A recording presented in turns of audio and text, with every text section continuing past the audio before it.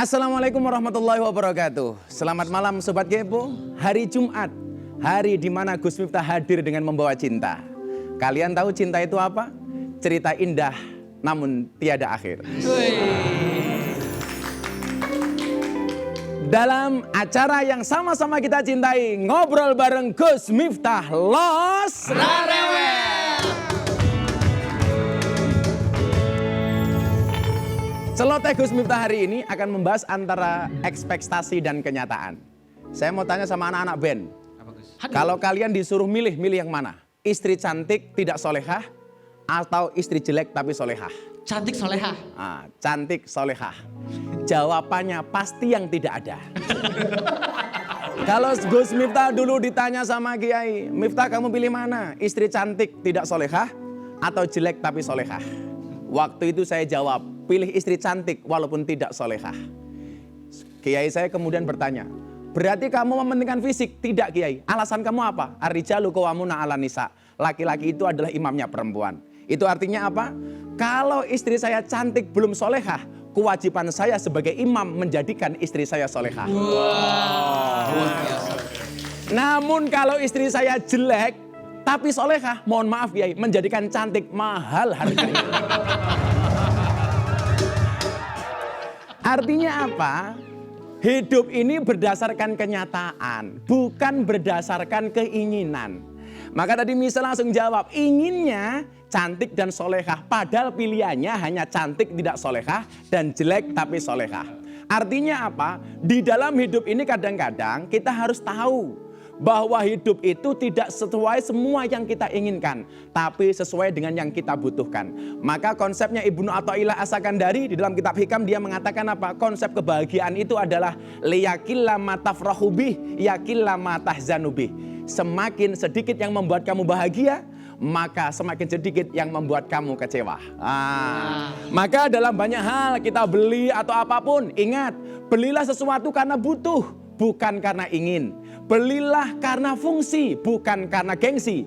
Karena tujuannya adalah untuk menjadi kaya, bukan terlihat kaya. Maka jangan, mohon maaf, jika tidak mampu, tolong jangan dipaksa. Maka hari ini kita akan belajar dengan orang-orang yang luar biasa. Ingat, sahabat Gus Miftah, orang yang niat belajar, apapun bisa menjadi pelajaran. Tapi orang yang tidak niat belajar, sedang belajar pun tidak dapat pelajaran. Ya Habibi, ya Muhammad. Bismillahirrahmanirrahim. Alhamdulillahilladzi anzala ala 'abdihi al-kitaba wa lam yaj'al lahu 'iwaja qayyiman liyunzira ba'san shadidan min ladunhu wa yubashshiral mu'minin.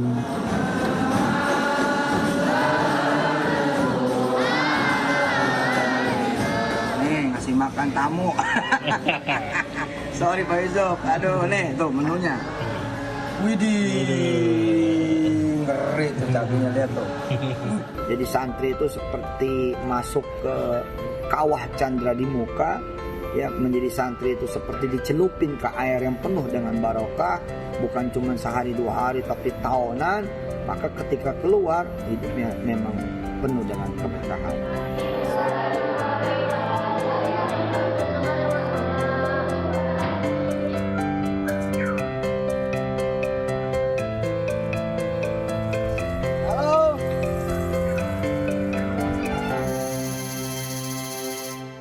Itu tadi profil singkat bintang tamu saya malam hari ini. Langsung saja kita ngobrol dengan guru saya, sahabat saya, Ustadz Yusuf Mansur. Yeay, Assalamualaikum. Insyaallah. Sehat Gus? Assalamualaikum Ustadz. Sehat? Masya Allah. Apa Ustadz? Ya Alhamdulillah. Ada. Wah, Ustadz. akhirnya duduk berdua sama Gus Miftah di TV. Ini malam hari ini tagline-nya UGM versus UYM. Iya. Ustadz Gondrong Mambu. Ustadz Gus Mansur.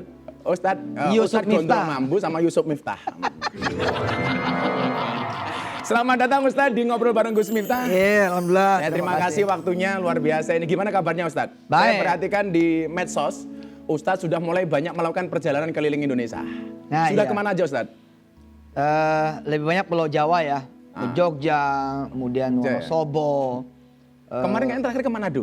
Terakhir ke Manado, kita mau buka pesantren Darul Quran Internasional di Kota Mobagu. Kota Mobagu. Apa? Kota Mobagu tuh di Sulawesi Utara, kira-kira 4-5 jam naik darat dari Manado. Itu kotanya bagus banget. Ada wakaf dari Bupati Bolang Mongondo di sana 5 hektar dan disupport oleh 5 kepala daerah. Nah, jadi itu perjalanan kemarin pertama ke luar Pulau Jawa. Pertama kali keluar ke Pulau Jawa tadi? Naik pesawat pertama kali setelah 7 bulan. Setelah 7 kayak bulan. lebaran. Lebaran plus 17 Agustusan. Dan kayak orang kaya, Gus. Kenapa Ustadz? Kan tadi kan kata Gus kan nggak jangan mau terlihat kaya gitu kan. Nah, itu saya terlihat kaya sekali. Terlihat kayak sekali. Iya. Karena pesawat itu pesawat yang gede banget kayak pesawat umroh gitu, tapi isinya 20 orang.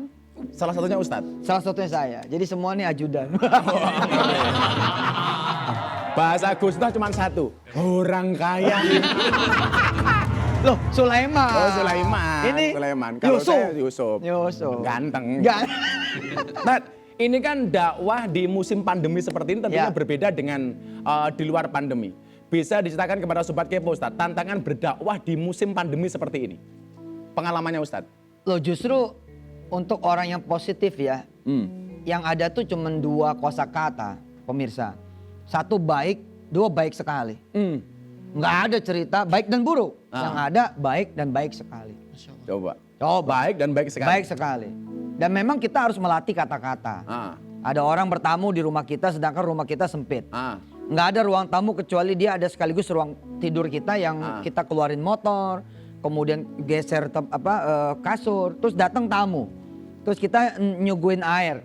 Bahasa kita suka jelek. Maaf ya rumahnya sempit. Cuman ada air doang. Maaf ya cuma air putih. Nggak boleh gitu. Bahasanya harus menggelegar.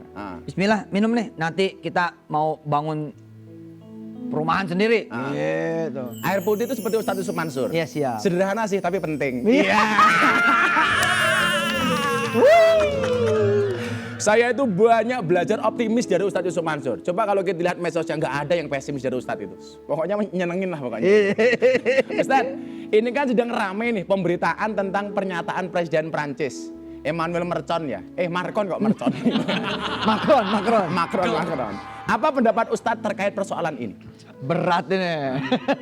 Yang ringan-ringan aja Ustadz. Subhanallah. Iya. Karena saya juga lihat beberapa kali Ustadz sama keluarga pernah ke Prancis kan? Sering dan itu cuman 10 menitan dari Paris. 10 menit saja dari Paris. Saya sama Wirda nyari masjid buat sholat berjamaah. Sholat zuhur waktu itu. Begitu kira-kira 100 meter menjelang masjid, kok ada suara baca Quran itu di broadcast dari dalam masjid keluar seperti di kampung-kampung kita di tanah air. Padahal di Paris. Padahal di Paris. Jadi rupanya itu ada imam live pakai sound system, bener-bener di broadcast keluar. Dan kira-kira 60-80 kilometer saja dari kota Paris itu ada pesantren Dr. Aiman Suwaid guru Masya kita. Allah. Yang setiap tahun kemudian menghatamkan 100 hufaz dengan qiraah sab'ah. Sedangkan di Indonesia saja susah. Jangankan qiraah sab'ah, qiraah biasa saja susah. dapat sanad sampai musalsal kepada Rasulullah susah. Ini 100 tiap tahun di Prancis. Langsung sama Dr. Aiman Suwaid. Artinya menyikapi Macron ini tidak boleh berlebihan kalau Ustadz? Menurut saya setiap orang itu kan akan diuji oleh lisannya orang lain. Akan diuji oleh matanya orang lain. Akan diuji oleh telinganya orang lain. Akan diuji oleh tulisan dan perangai, sikap, perilaku, perbuatan orang lain. Andai kita bisa melihat bahwa itu adalah Allah saja, maka itu adalah pesan yang disampaikan oleh Macron. Indonesia, kami belum mengenal Islam. Sini datang, kenalkan Islam. Indonesia, kami belum tahu Rasulullah. Kami belum tahu yang you bilang propet-propet itu apa. Sini, datang ke Paris, Prancis. Datang ke negara-negara Eropa. Kenalkan kami kepada agamamu, kami akan ikut denganmu. Ya, luar biasa ini. Ini Tas, kalau kemudian... Saya kalau jadi presiden, tak undang. Amin ya Allah, amin. Tak undang Macron ya. Di bawah Menara Eiffel yang banyak sekali di tanah air. Coba kita dengar dulu, easy listening nggak sih? Presiden Republik Indonesia 2040, Yusuf Mansur. Lama lama nemen 2040. Undang go. Undang tadi ya? Undang tanah air. Jadi- Kasih lihat bahwa Indonesia itu lebih banyak Menara Eiffel daripada Paris. Lebih indah daripada Paris ya? Menara Eiffel tuh banyak di Paris, di Indonesia banyak banget. Banyak gardu listrik itu loh. Ini kalau seandainya, kita kan negara terbesar, Muslim dengan jumlah Halu. terbesar. Kalau seandainya peristiwa ini terulang lagi, sikap bijak yang bisa kita lakukan apa Ustaz? Yang paling bijak sebenarnya, sebagai negara Muslim. Kalau terjadi lagi di Paris, Perancis, Kayak kasus seperti Macron ini. ya kita beli Menara Eiffel dan kita rubah jadi gardu listrik baru di sana. Iya. Asiknya beliau tuh gini ya.